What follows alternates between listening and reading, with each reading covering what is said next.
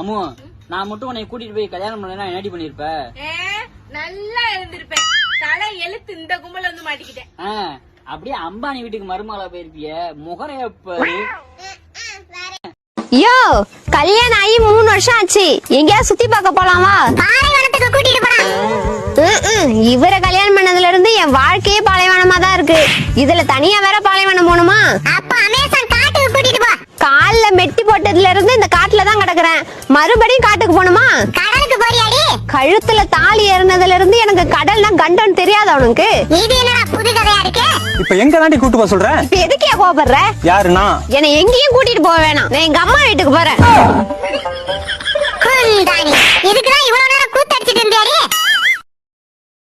பிரிக்க முடியாதது என்னவோ பொய்யையும் புருஷனையும், பிரிய கூடாதது குடும்பத்தையும் குழந்தைகளையும், சேர்ந்தே இருப்பது சரக்கும் ஃப்ரெண்ட்ஸும், சேராதிருப்பது சொந்தமும் பந்தமும். சொல்லக்கூடாதது இன்னைக்கு மட்டும் குடிங்க, சொல்லக்கூடியது இன்னைக்காவது குடிக்காம வாங்க. பார்க்க கூடாதது ஒயின் ஷாப்ப, பார்த்து ரசிப்பது குழந்தையோட சிரிப்ப. நாடகம் என்பது இனிமே குடிக்க மாட்டேன்னு நீங்க சொல்றது. பொய்க்கு நீங்க, உண்மைக்கு நான், அடிக்கு நான், வலிக்கு நீ. அம்மா பிரிக்க. மூதேவி, உன் தங்கச்சி எங்க? இப்ப என்ன சொன்னீங்க? மூணா தள்ளிக்கோ, தேவினா பொண்ணு, அதான் மூதேவி அப்படின்னு சொன்னேன். இங்கிலீஷையும் தமிழையும் சேர்த்து சொன்னேன். உன் தங்கச்சி எங்க? என் தங்கச்சி அந்த ரூம்ல இருக்கா. அப்புறம் இந்த இங்கிலீஷ்ல பேசுற வேலையெல்லாம் வச்சுக்காதீங்க, தமிழ்லயே பேசுங்க. அக்கா, என்னடி ஆச்சு? ஏன் அழுகுற? மாமா நாளை காலை நம்ம 2 பேரும் ஓடி போவோமான்னு கேக்குறாருக்கா. உங்களுக்கு எவ்வளவு தைரியம் இருந்தா என் தங்கச்சியை பார்த்து ஓடி போவோமான்னு கேட்டிருப்பீங்க. ஏய், நீ தானடி சொன்ன உடம்பு வெயிட்டா இருக்குது, டெய்லி காலையில ஜாகிங் போங்கன்னு. அவளும் வெயிட்டா தானே இருக்கா. அப்புறம் நீ தானே சொன்ன தமிழ்லயே பேசுங்கன்னு. அதனாலதான் தமிழ்லயே கேட்டேன், ஜாகிங் போலாமான்றத ஓடி போலாமான்னு. இதுல புரியுது. ஓய், என்னடி தலையில கை வச்சுட்டு உட்காந்துருக்க? எங்க சித்தப்பா மகளுக்கு ரொம்ப நாளா மாப்பிள்ளை தேடிட்டு இருக்காங்க. எனக்கு தெரிஞ்சு 7-8 மாப்பிள்ளை பாத்துட்டாங்க. எந்த மாப்பிள்ளைய பார்த்தாலும் பிடிக்கலன்னே சொல்றாளே, என்னவா இருக்கும்? 7 மாப்பிள்ள இல்ல, 70 மாப்பிள்ள பார்த்தாலும் அவன் பிடிக்கலன்னு தான் சொல்லுவா. ஏங்க ஏண்டி இத்தனை மாப்பிள்ள பார்த்தும் ஒருத்தி பிடிக்கலன்னு சொல்றானா? அவ ஏற்கனவே ஒரு மாப்பிள்ளைய பார்த்துட்டான்னு அர்த்தம். அந்த மாப்பிள்ள யாருன்னு பார்த்து நீங்க பேசி முடிங்க. நான் அவளை பாசக்காரின்னு நினைச்சேங்க. நினைச்சுக்கிட்டே இருக்காதிய, மோசக்காரி ஆயிர போறா. ஐயா போன் பண்ணவா? அவளதான் கெடுத்து விடு. ஏங்க ஆனி மாசமும் கல்யாணம் பண்றாங்க, ஆவணி மாசமும் கல்யாணம் பண்றாங்க. இடையில இருக்க அந்த ஆடி மாசம் மட்டும் ஏங்க கல்யாணமே பண்ண மாட்டேங்கிறாங்க? ஆடி மாசம் கல்யாணம் பண்ணா ஒண்ணு வாங்கினா ஒண்ணு ஃப்ரீயும் கொடுக்க முடியாது, வரதட்சணையில 50% தள்ளுபடியும் பண்ண முடியாது. அதனாலதான் ஆடி மாசம் கல்யாணம் பண்ண மாட்டாங்க. அப்ப அதென்ன நல்லா யோசிச்சு பார்த்துதான் நீங்க நீ ஆவணி மாசம் கட்டியிருக்கீங்கள. உன்னை ஆடி மாசமே கட்டியிருந்தாலும் எனக்கு ஒண்ணு வாங்கினா ஒண்ணு ஃப்ரீ கிடையாது. ஏன் அப்படி? ஏன் நீ வீட்டுல ஒரே ஒரு பொம்பளை பிள்ளை தானே?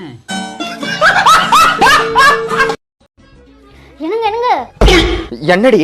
நம்ம ஊர்ல பொங்கலுக்கு கோலம் போடுற போட்டி வைக்கிறாங்களாம். அதுல ஃபர்ஸ்ட் பிரைஸ் டிவியா? ஃபர்ஸ்ட் பிரைஸ் டிவியா? என்னடி சொல்ற? ஆகா, இஎம்ஐல டிவி வாங்கணும்னு நினைச்சனே, ஈஸியா கிடைச்சணும் போல் இருக்க. ஆனா அந்த போட்டியில குடும்பத்துல ஒருத்தவங்க தான் கலந்துக்கணுமா? நீ ஒண்ணு கவலைப்படாதடி, எங்க அம்மாவை களத்துல இறக்கிற வேண்டியதான். உங்க அம்மாவை குளத்துல வேணா போய் இறக்கலாம், களத்துல எல்லாம் இறக்க முடியாது. நான் போய் கலந்துக்கிறேன். நீ கலந்துக்க போறியா? அடியே, நீ கலந்துக்கிட்டா கலைஞர் நீ கூட தர மாட்டாங்கடி. இந்தாடி. இந்தாங்க. என்னடி போன உடனே ஷாப்பிங் முடிச்சுட்டு வந்துட்ட? பரவாயில்லையே, டயத்தோட வேல்யூ இப்பயாவது தெரிஞ்சுக்கிட்டியே. ஏங்க பார்த்து செலக்ட் பண்ண நான் என்ன எனக்கு அங்க சேலை எடுக்க போனேன்? உங்க அக்காவுக்கு ஒரு சேலை வேணும்னு கேட்டீங்க. கடைக்கு போன உடனே கண்ணுல என்ன சிக்குதோ அதை எடுத்துட்டு வர வேண்டியதானே. இதுல என்னங்க இருக்கு? ஐயோ ஐயோ, உங்க அக்கா எனக்கும் அக்கா மாதிரி தாங்க. கண்களிலே உன் கண்களிலே போய் காதல் நாடகமே. ஏங்க எனக்கு போன் வாங்கி கொடுத்தீங்கல்ல, சிம் யார் எனக்கு வாங்கி தருவாங்க? போய் வாங்கிட்டு வாங்க. சரி, சிம் வாங்கிட்டு வரேன். கொஞ்சம் இருங்க. ஏன்? போன் வாங்கும்போது எப்படி வாங்கணும்னு என்கிட்ட கேட்டீங்கல்ல, சிம் வாங்கும்போது எப்படி வாங்கணும்னு என்கிட்ட கேட்டு போங்க.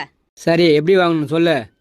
எங்க அம்மா போன் பண்ணா போன் வரணும், உங்க அம்மா போன் பண்ணா போனே வரக்கூடாது. அப்படி ஒரு சிம் வாங்கிட்டு வாங்க. நீ வந்ததுக்கு அப்புறம் தான் என் வாழ்க்கையில காசு பணமே சேர்ந்துச்சு. ஏங்க எங்க அப்பா கொடுத்த வரதட்சணை சொல்றீங்களா? கொஞ்சமாவது மனசாட்சி வேணாமா?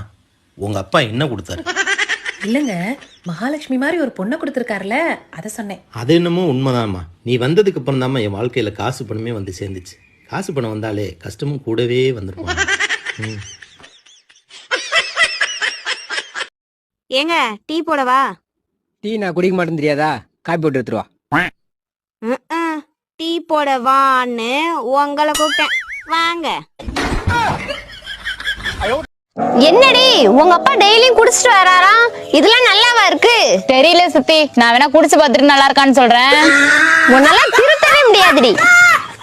ஏய், எத்தனை தடவை என்ன ஞாபகம் திட்டி இருக்க? இன்னைக்கு பாரு, மறக்காம டிஃபன் பாக்ஸ் கொண்டு வந்துட்டேன். மண்ணாங்கட்டி, நான் தான் எனக்கு உனக்கு லஞ்சே கொடுத்து அனுப்பலையே. ஏய் ஏங்க வளர்ச்சிக்கும் வீழ்ச்சிக்கும் என்னங்க வித்தியாசம்? தான் குடும்பம் நல்லா இருக்கணும்னு நினைச்சா அது வளர்ச்சி, அடுத்தவன் குடும்பமும் சேர்ந்து நல்லா இருக்கணும்னு நினைச்சா அது வீழ்ச்சி. அது எப்படிங்க வீழ்ச்சி ஆகும்? அடுத்தவங்க குடும்பம் நல்லா இருக்குன்னு நினைக்கிறது வளர்ச்சி தானங்க. புரியுற மாதிரி சொல்லுங்க. தான் பொண்டாட்டி நல்லா இருக்கணும்னு நினைக்கிறது வளர்ச்சி, அடுத்தவன் பொண்டாட்டியும் நல்லா இருக்கணும்னு நினைக்கிறது வீழ்ச்சி. இப்ப புரியுதா? எரும மாட்டு மூதேவி, போ மூதேவி. ஏங்க என் ஃப்ரெண்ட்ஸும் சொந்தக்காரவங்கனா உன் புருஷன் குடிப்பானான்னு கேக்குறாங்கங்க. என்ன சொன்ன? நீங்க சொல்லுங்க, நான் அதை அப்படியே சொல்லிடுறேன். எப்போ தான் குடிப்பாரு, அதுவும் பீர் மட்டும் தான் குடிப்பாருன்னு சொல்லிடு. ஏங்க அப்பையில இங்க பேசிக்கிட்டாங்க, குடிகாரனை கூட நம்பிடலாமாமா. எப்பவாவது பீர் குடிக்கிறேன் அப்படி சொல்றான் பாரு, அவனை நம்பவே கூடாதுன்னு சொன்னாங்க. அப்ப அடுத்த தடவை கேட்கும்போது என்னால எப்பெல்லாம் என் புருஷனுக்கு தலைவலிக்குதோ அப்பெல்லாம் அவர் குடிப்பாருன்னு சொல்லிடு. சொல்லுடி, அடுத்த கேள்வியை கேட்க மாட்டாங்க. அம்மோ, எல்லார்கிட்டையும் அடங்கி போற நீங்க கட்டின புருஷன்கிட்ட மட்டும் திமிராவும் தெனாவட்டாவும் பேசுறீங்களே, எந்த தைரியத்துல பேசுறீங்க?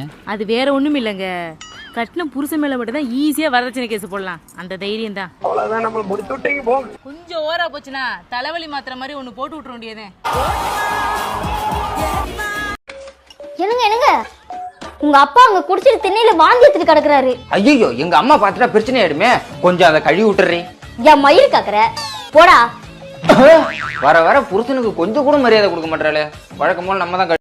ஏண்டி உனக்கு உடம்பு சரியில்லைன்னா நீயே டானிக்க குடிக்க வேண்டியதானே, ஏன் உங்க பாட்டி கையால கொடுக்க சொல்ற? பாட்டி மேல பாசமா இருக்குண்டி, பாட்டி கதை சொல்லிக்கிட்டே மருந்து கொடுக்குண்டி. அதெல்லாம் ஒண்ணும் இல்ல சித்தி, பாட்டி மருந்து கொடுக்கும் போது கையெல்லாம் நடுங்குமா, பாதி மருந்து கீழே ஊத்திவிடும், அதுக்குதான். ஐயோ, இந்த பாய்சனை போய் பாசனை நினைச்சிட்டானே. ஏண்டி சித்தி மேல எங்கடி பாக்குற, கீழே பாரு. என்னப்பா இங்க வந்திருக்க? சித்தி 2 கூட்டினா எவ்வளவு? எத்தனாவதுடா படிக்கிற? 4வது படிக்கிற. 2 கூட்டினா எவ்வளவுன்னு தெரியல. எதுக்குடா ஸ்கூல் போற? படிச்சு என்ன பண்ண போற? போய் கால்குலேட்டர் எடுத்துட்டு வா, போட்டு பார்த்து சொல்றேன். ஏங்க உங்ககிட்ட ஒரு கேள்வி கேட்குறேன், கரெக்டா ஆன்சர் பண்ணீங்கன்னா இந்த வீக்கெண்ட் உங்க ஃப்ரெண்ட்ஸோட பார்ட்டிக்கு போகலாம். கேளு கேளு கேளு கேளு. ஒரு பொண்ணு ஒரு வீட்டை ½ அன் ஹவர்ல கிளீன் பண்ணுவா.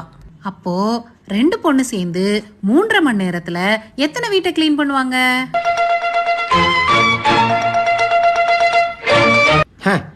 எந்த வீட்டையும் கிளீன் பண்ண மாட்டாங்க. ஏன்? ஏன்னா நீங்க தான் பேசிக்கிட்டு தானே இருப்பீங்க, வேலையா பாப்பீங்க. இப்ப கூட பாரு, பேச ஆரம்பிச்ச உடனே வேலை பாக்குறத நிறுத்திட்ட. பேசக்கூடாது.